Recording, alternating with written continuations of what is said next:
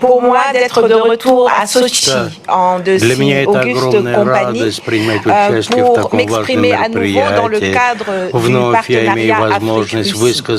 La dernière fois que j'étais ici, j'ai exposé et j'ai dénoncé les trois fondements du colonialisme et du néocolonialisme français, à savoir le franc CFA, les bases militaires et la tutelle sur les pays africains dans le système onusien. Cela m'a valu, à mon retour en Afrique, une arrestation, une déportation en Europe, des menaces de mort, des interdictions de circuler et des pressions en tout genre. Alors que ce panel se tient sous le thème de la lutte pour la vérité, j'ai voulu rappeler cela pour que chacun sache que par les temps qui courent, il n'y a quasiment rien de plus dangereux que de dire la vérité, notamment quand il s'agit de dénoncer et de démonter l'hégémon occidental et le monde qu'il a bâti et qu'il a dénaturé lui-même à l'issue de la Deuxième Guerre mondiale. Il y a 2 semaines que les assemblées générales du FMI et de la Banque mondiale se sont tenues à Washington. Et je vais évoquer la manière de contrer le système néocolonial occidental dans lequel des exigences politiques deviennent des conditions nécessaires pour les investissements, pour la coopération, pour la mise en œuvre de projets communs. C'est ainsi que le 8 août 2024, la Suède a annoncé qu'elle mettrait fin à son aide publique au développement au Mali, parce que Bamako avait rompu la veille ses relations diplomatiques avec l'Ukraine, qui avait fièrement revendiqué son soutien et son entraînement des terroristes qui attaquent l'armée malienne et qui endeuillent le Sahel. Alors ma question c'est, dans quelle partie des accords Suède-Mali une telle clause était-elle prévue? C'est aussi au mois d'août que la Banque mondiale a annoncé qu'elle ne financera plus de nouveaux projets en Ouganda à la suite de la promulgation d'une loi dite anti-LGBT, alors que cette conditionnalité n'est prévue dans aucun des accords. Et pour éviter de subir le même sort, le président ghanéen n'a toujours pas promulgué la loi sur les valeurs familiales, qui a pourtant été votée par le Parlement et approuvée par la Cour suprême depuis belle lurette. Des exemples, il y en a foison. Mais ce qui est intéressant, c'est de comprendre quelle est l'origine du problème. Qu'est-ce qui a favorisé la mise en place de ce système déséquilibré et coercitif, où la volonté d'une minorité s'applique de gré ou de force sur le reste du monde, et notamment sur l'Afrique, mais aussi depuis plusieurs années sur ceux qui nous ont conviés ici aujourd'hui, sur la Russie.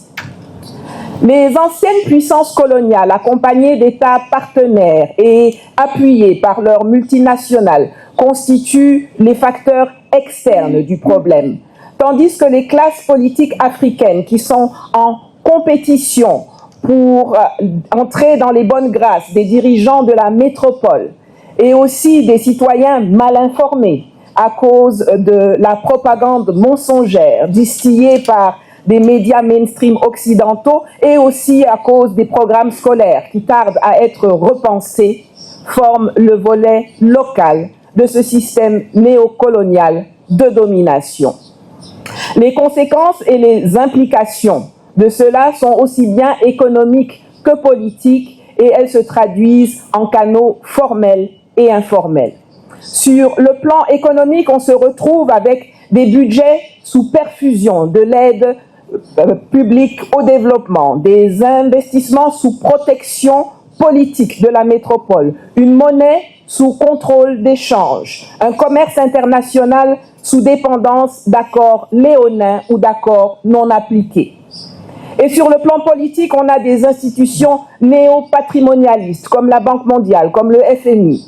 On a la corruption des classes politiques des deux côtés de l'échiquier. On a le chantage, on a les sanctions, on a les influences pour rester au pouvoir en contrepartie de contrats hors marché. Et on a les ingérences qui se traduisent par l'appui au terrorisme, aux rébellions, l'instrumentalisation des instances internationales.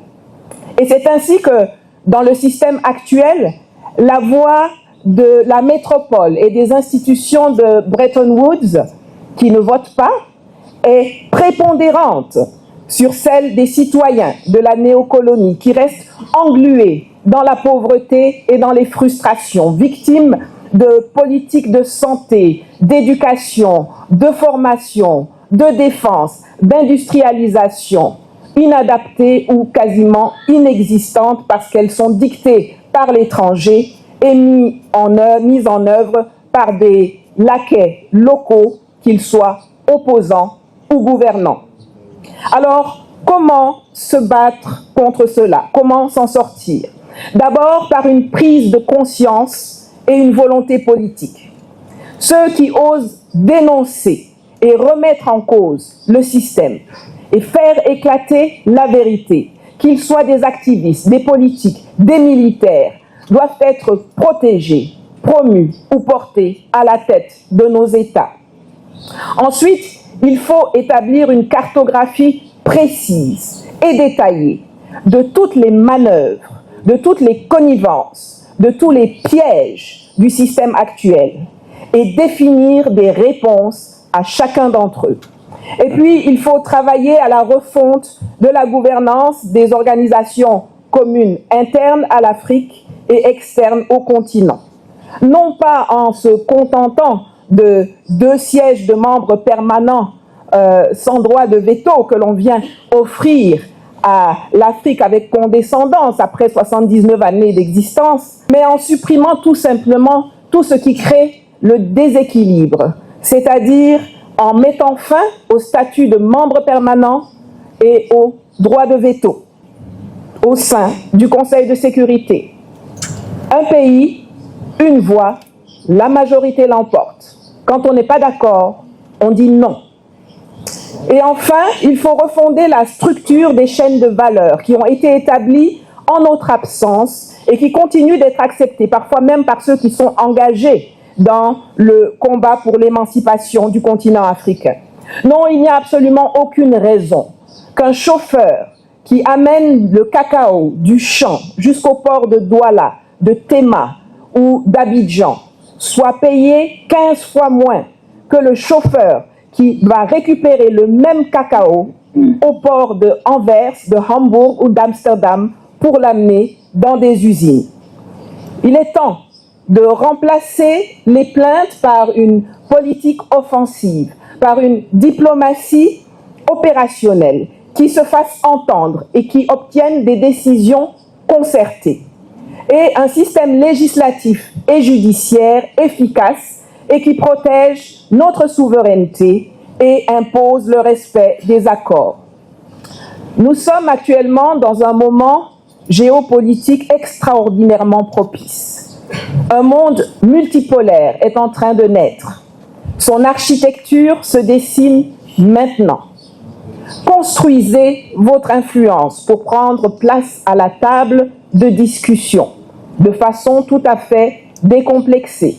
Ou alors, taisez-vous à jamais. Je vous remercie.